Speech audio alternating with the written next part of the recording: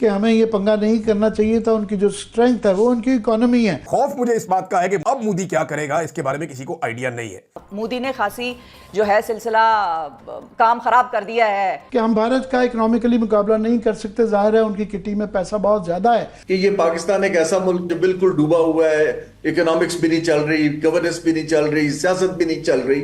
एक जो बात मोदी ने कही वो ये कि खून और पानी एक साथ नहीं बह सकता। सीज फायर जो हुआ है पाकिस्तान और भारत के दरमियान सीज फायर जो हुआ है वो आर्जी है और मजाकरात सिर्फ दहशतगर्दी और आजाद कश्मीर पर ही करेगा।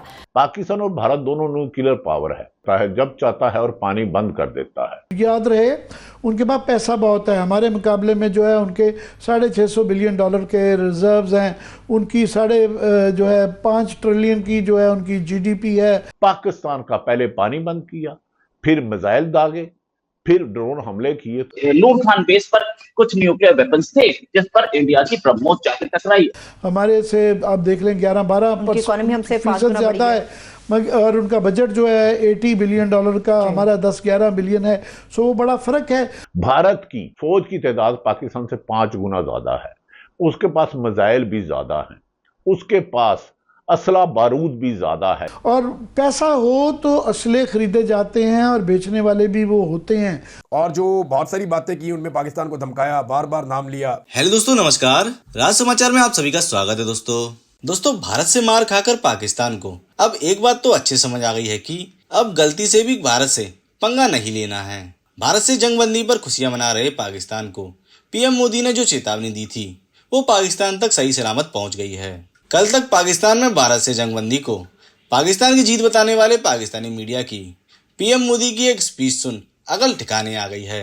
पाकिस्तानियों को मोदी का खौफ अब इसलिए सता रहा है कि अब मोदी क्या करेगा।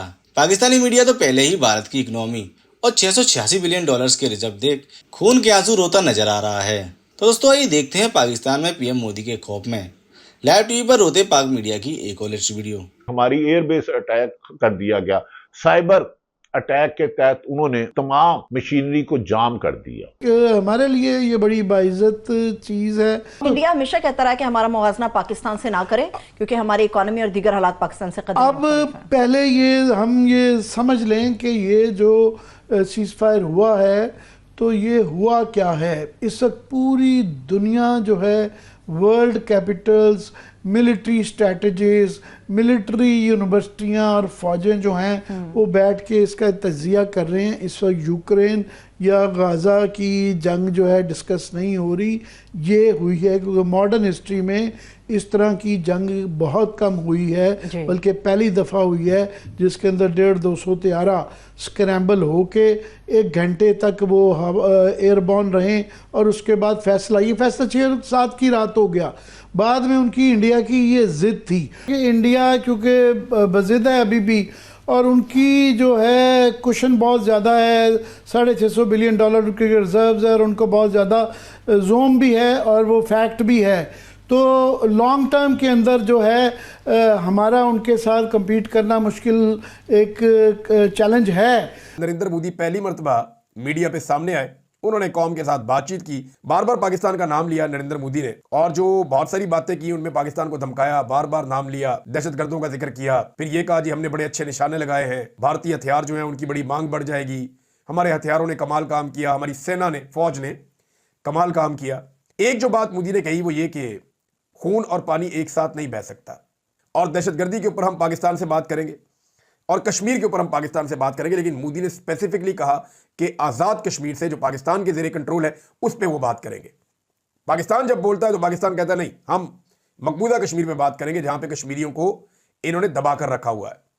आज़ाद कश्मीर में तो कश्मीरी पाकिस्तान से खुश है, वो तो पाकिस्तान के साथ रहना चाहते हैं, लेकिन मकबूजा कश्मीर में जो कश्मीरी है वो भारत के साथ नहीं रहना चाहते।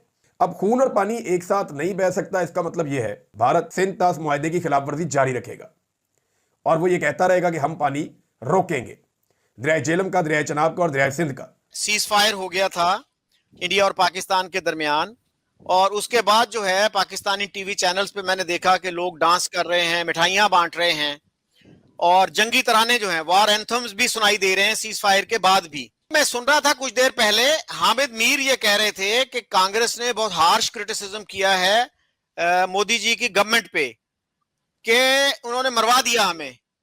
इस तरह की कोई बात आपके इल्म में आई है? जी, हामिद मीर जैसा इररिस्पॉन्सिबल जर्नलिस्ट इस दुनिया में नहीं हो सकता है। आपके जितने जर्नलिस्ट हैं इतने जंगजू हैं और इतने इररिस्पॉन्सिबल हैं, उनको कुछ पता नहीं होता है, उनको ना इंग्लिश आती है, ना वो इंग्लिश पढ़ सकते हैं, ना उनको हिंदी समझ आती है। कोई कांग्रेस ने कोई क्रिटिसिज्म नहीं किया। Congress on all the opposition सब मोदी जी के साथ खड़े हुए हैं।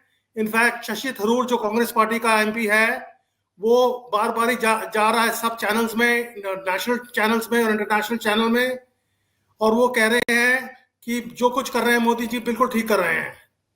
तो एक भी डे लाइट नहीं है बिटवीन ऑपोजिशन एंड मोदी साहब। आपके पत्नी ये जो जर्नलिस्ट हामिद मीर साहब और जितने भी आपके और मेन स्ट्रीम जर्नलिस्ट हैं जो बड़े पॉपुलर हो गए हैं पाकिस्तान में, हमारे यहाँ भी ऐसे हैं, इसमें कोई शक नहीं है, ये इररिस्पॉन्सिबल रिपोर्टिंग करते हैं और गलत रिपोर्टिंग करते हैं अपनी पॉपुलैरिटी को बढ़ाने के लिए। जी। अच्छा वसीम, आप कैसे देख रहे हैं?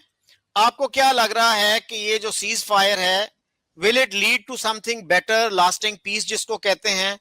और जो पीस एक्टिविस्ट हैं उनको क्या करना चाहिए इन हालात में? मसलन मैं आपके साथ शेयर करूं कि 4-5 दिन पहले मैंने इस स्ट्राइक से पहले एक ईमेल लिखा था नॉर्वेजियन प्राइम मिनिस्टर को, और यहाँ पे जो एम्बेसडर हैं उनको भी एक रिमाइंडर दिया कि प्लीज इसको फॉलो अप कीजिए। तो क्या करना चाहिए पीस एक्टिविस्ट को? बहुत मुश्किल हालात रहे हैं पिछले जो हैं ये चंद दिन जो हैं, क्योंकि लोग जो हैं जब इस तरह का माहौल होता है अपनी रैशनैलिटी खो बैठते हैं। अच्छे खासे जो प्रो पीस लोग भी थे वो भी आपको एक डिफरेंट मूड में नजर आए। आपके क्या ऑब्जर्वेशंस हैं? बिल्कुल ऐसा ही है जी। हमारे बहुत से दोस्त जो बड़े लिबरल वैसे हमें नजर आते रहे और ह्यूमनिस्ट्स और बड़े प्रोग्रेसिव, वो तो जंगजू बन गए, वो तो वॉर मॉन्गर बन गए। उन्होंने तो नारे लगाने शुरू कर दिए और इतनी एक अजीबोगरीब सूरत हाल थी कि वो लोग जिनको हम बड़ा रैशनल समझते थे, उन्होंने इंतहाई इररैशनल और इररिस्पॉन्सिबल बिहेवियर का मुजाहरा किया। और सूरत हाल इतनी गंभीर हो चुकी थी कि अगर आप पीस की बात करें और अगर आप कोई रैशनल बात करें तो आपको गद्दार ठहराया जा रहा था कि यार ये किस तरह की बातें कर रहा है, यहाँ पे ये जो फ्रेंजी है ये इसमें शामिल क्यों नहीं हुआ, ये किस तरह की बातें कर रहा है। इसकी बातें तो बिल्कुल आउट ऑफ ट्यून हैं इस वक्त। जो एक स्ट्रेन चल रही है मीडिया पे मुल्क के अंदर जो कुछ भी है, तो ये भी उसी तरह एक जिहादी बन जाए और जिहादियों की तरह नारे मारना शुरू कर दे। तो ये तो मैंने वाज़ेह तौर पे ऑब्जर्व किया और मैंने अपने सोशल मीडिया से बहुत से लोगों को ब्लॉक किया इस वजह से कि उन्होंने मुझे टारगेट करना शुरू कर दिया था कि यार ये बंदा इस तरह की बातें क्यों कर रहा है। अब रैशनल बातें करने की गुंजाइश खत्म हो गई थी और लोग जिहादी बन गए थे, पहली चीज। अच्छा, अब आपने कहा कि क्या करना चाहिए, तो मेरा ख्याल है हम लोग तो चूंकि इन्फ्लुएंसर हैं तो हमें इस चीज को यानी पीस को प्रमोट करना चाहिए और दोनों मुल्कों के जो अवाम हैं उनको सेंसिटाइज करना चाहिए कि पीस के बेनिफिट्स क्या हैं और जंग के नुकसानात क्या हैं। तो हम तो ये अपना रोल प्ले कर सकते हैं एज इन्फ्लुएंसर्स और एज ओपिनियन मेकर्स। इसके अलावा तो मेरा ख्याल नहीं है कि कोई और हमारे पास कोई ऐसी पावर्स हैं कि हम कुछ कर सकें।